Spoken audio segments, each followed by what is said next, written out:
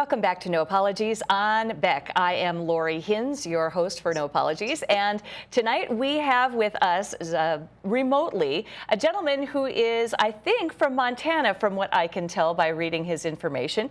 He is involved with America 21, the America 21 initiative. His name came up and it was said to me, and I thought, okay, maybe I should do some investigation. And what I found was very interesting. I'd like to share with you. He is here with us remotely. It is Marc Malone. Marc, thank you very much for joining us on No Apologies. Appreciate it. Thank you very much for inviting me. It's a pleasure. So this is an interesting thing that you are talking about on your website, America 21. It is America21century.com if people want to take a look at it. Saving America from global governance. It is a frightening thing. You say on the bottom there, the 5-year timeline to take back control. I think a lot of people around the country are wondering, wait a minute, who's in control here and are we completely losing control? Could you just give a little outline and tell me a little bit about your background, but also about what you're talking about on this website? Sure. So I'm a philosopher born in England, as you might be able to tell from the accent. My wife is from Minnesota, and we have 3 children born here too.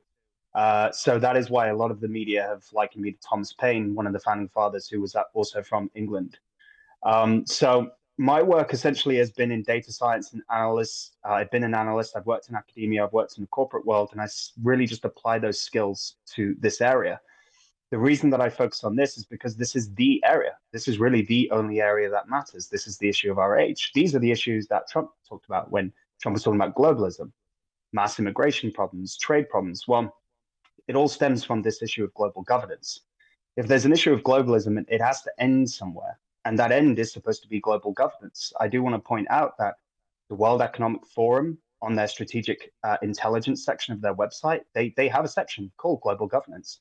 United Nations, Council on Foreign Relations, they all have it. So this is really not a conspiracy theory. You can find all the citations on my website to prove that global governance is very real, and they are very proud of it. So where this really stems from is a document called Agenda 21 that was signed by George H.W. Bush, a rhino, as many of them are. That's why so many of them hate Trump.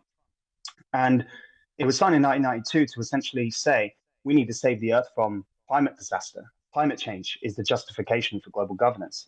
Mm-hmm. So they outlined throughout Agenda 21 some steps that they would need to take to save the Earth from climate change, supposedly.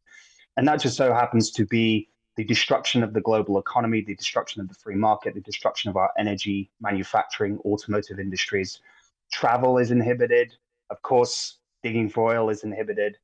So it pretty much changes our entire landscape. And this is an open source document created by the United Nations and signed by 179 nations. So by no means a conspiracy theory. It was then progressed in 2015 with Agenda 2030, which is not a replacement of Agenda 21. Agenda 21 is the 21st century agenda. And Agenda 2030 is the milestones that they want to achieve by that year, signed by Barack Obama.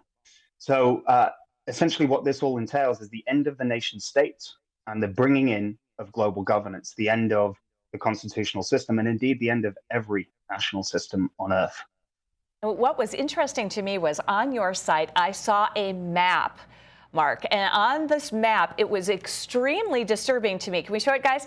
This is the map of the United States, and this is the emerging mega regions map. Now you can see areas of color, but look in the center of the United States. Marc, do you want to speak to this? Yeah, so I'm also in the center. I live in South Dakota. So many of us, unfortunately, will be moved. So this map is essentially for them to say, I can preface it with the justification. The purpose of the mega regions, and by the way, every nation on Earth has one of these maps, the United Kingdom, New Zealand, etc. They all have them. They're saying rural areas they drive too many cars, too much gasoline, too many carbon emissions, all the farms. It's bad news. If we stick everyone in major metropolitan areas, if we stick everyone in city states, then they're going to pollute the planet less. So that's the justification. And those 11 regions are supposed to be what America's future is. The flyover country where we live, they want us out. And often people will think, oh, we're fighting communists, so they're going to force us off the land. Of course, they can't do that. We have too many guns. Just Trump voting men, we have like 300 million guns. So they're not going to be able to do that. They know that. That's not the strategy. they've outlined the strategy. They're going to do it economically. So their plan to move us out of these flyover states, move us out of the heartlands, is essentially to economically drive us out. So, for example, you could imagine with the social credit system that they're bringing in, and they started this with the vaccine passport, right? This is the beta test, but they want to bring it in through a carbon credit score, which monitors everything. And China has one of these. For those that think that's a conspiracy theory, China already has one. So the way that it would work is if you live in the flyover states like we do, you're not in the proper jurisdiction, which means you're going to have to pay way more for fuel, way more for your utilities. It means your water could be shut off, your electricity could be shut off.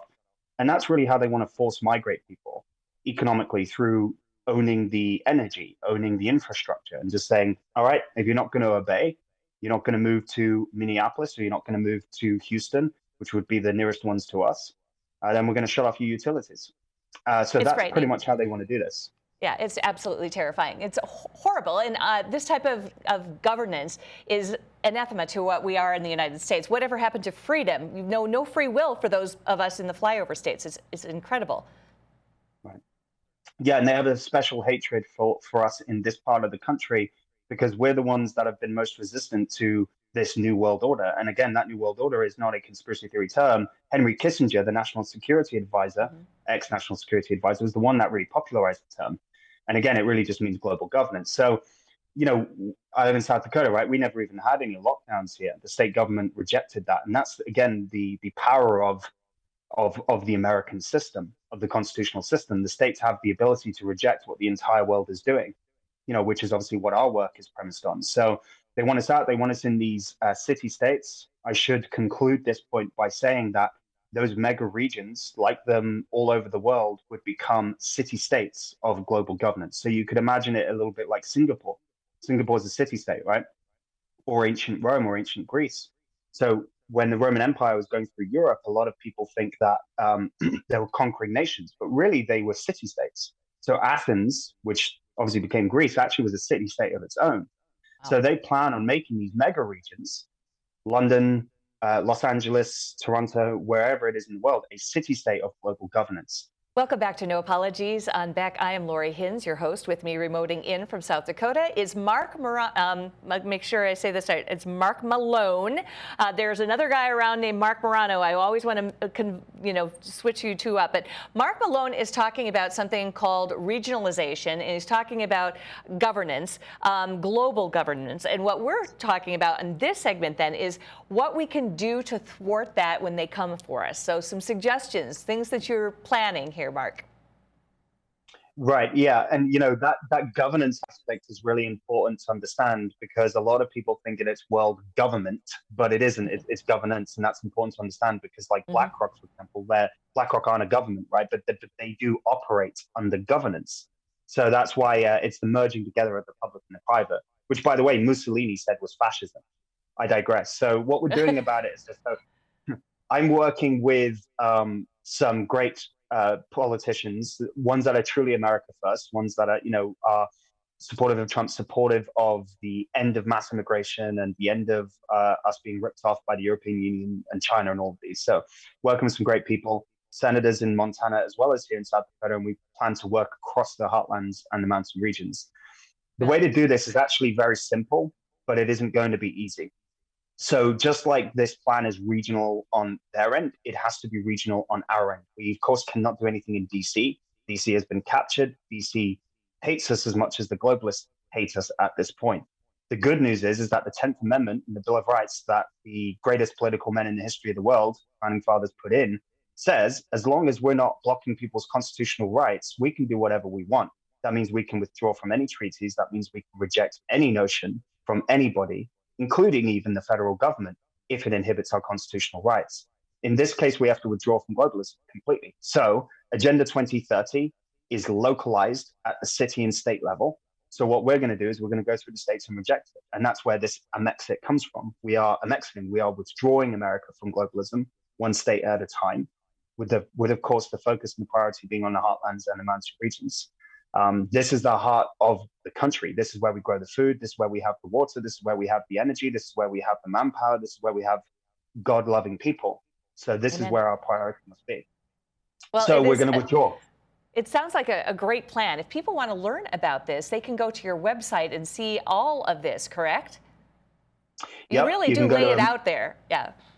yeah, you can go to America21century.com and you can obviously get in touch with me and email me if you want to connect me with any politicians that are in your area.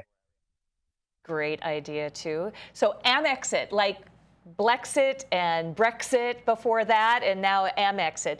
Is this something that you think is going to catch fire in the heartland? I know that you're sounding the alarm and saying you're, trying to get the information out. Are you getting any feelings from the responses that you've gotten on this? Absolutely, yes. So, I've been working with, I guess, a good portion of the state government in Montana, and already they've rejected Biden's Agenda 2030 land grab. They've already rejected the oil ban. They've already banned the mandatory vaccinations, including for private businesses. Excellent. And we're working on BlackRock's social credit score for businesses. So that's just 4 things we've done in 12 months on my own. Now I'm building out the team. Now we're really expanding. So our goal is by 2025 to win this war and take back our country, take back control. Marc Malone of America21century.com. You can learn more about his efforts, and a good thing to get involved in, I think, right now, because it's not going to get any better as they try to do some land grabs, like you say, and nobody wants to be in those regional city states. That's ridiculous. Right. Yeah, 100%. Come out here, and then we all need to pile in together in the same place and fight off the demons. Fantastic. Thank you very much for being on the program.